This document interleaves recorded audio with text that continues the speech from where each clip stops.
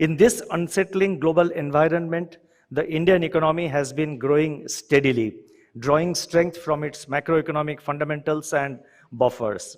According to the IMF, India is slated to be one of the fastest growing major economies of the world in the current year as well as in the next year.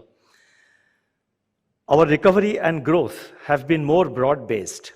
Our policies, fiscal, monetary, and regulatory, were prudent, targeted, and time-bound. We were careful to ensure that demand remained in balance while supply conditions improved. As per the high-frequency indicators for the recent months, and in Reserve Bank, we monitor nearly 70 high-frequency indicators on a real-time basis. Now, as per these high-frequency indicators, especially for the recent months and the weeks, we find that private consumption, especially urban demand, has remained quite healthy. The contact-intensive services have continued to make smart rebound, and aided by unfettered resumption of activities and full-fledged celebration of festivals after 2.5 years. So you see huge amount of participation we all saw during the Ganapati festival in Maharashtra and other places, and also during the Diwali festival. And as the data is trickling in and flowing in, we find that the sales of various, the overall retail sales of various goods, the white goods and other fast-moving consumer goods have also improved considerably. Now, amidst all this, external demand, however, remains a weak spot in the face of accentuating global economic slowdown. Domestic inflation remains elevated. We are closely monitoring the inflation trends as well as the effect of our past actions. In our view, that is in Reserve Bank's view and in my view, price stability, sustained growth, and financial stability need not be mutually exclusive. In the Mahabharata, during the famous Swayamvara, when the great warrior Arjuna was aiming at the eye of the revolving fish, there was a fish and the fish was revolving during the Swayamvara. I'm quite certain, and he was looking at it through a pool of water which was underneath.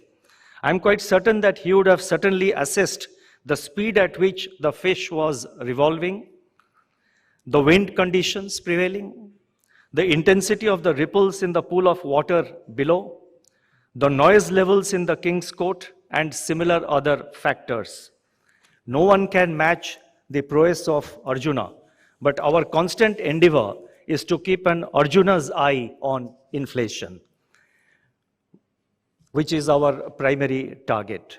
At the same time, we keep assessing other related factors like the evolving inflation growth dynamics, soft indicators like our surveys of consumers and surveys on consumers and businesses, global macroeconomic, financial and commodity market developments, and aspects of financial stability.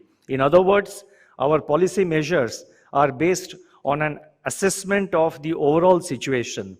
We will continue to steer our policies accordingly. In this direction, our continued effort is to put in place strong institutional frameworks to ensure a sturdy and resilient financial system that would be ready for the challenges in the future. Let me highlight what I have done is actually I have highlighted about 5 specific areas, but I will not read out that part of the speech. I would rather, speak in a more informal and in a more conversational manner. And the 5 areas are, the first area is basically, I've talked about the monetary policy framework and flexibility.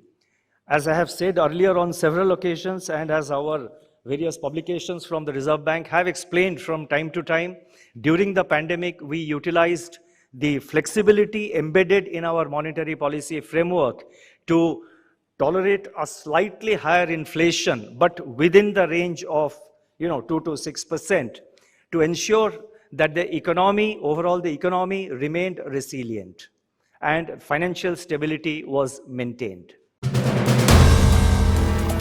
If you like the video, do like, comment, share and subscribe.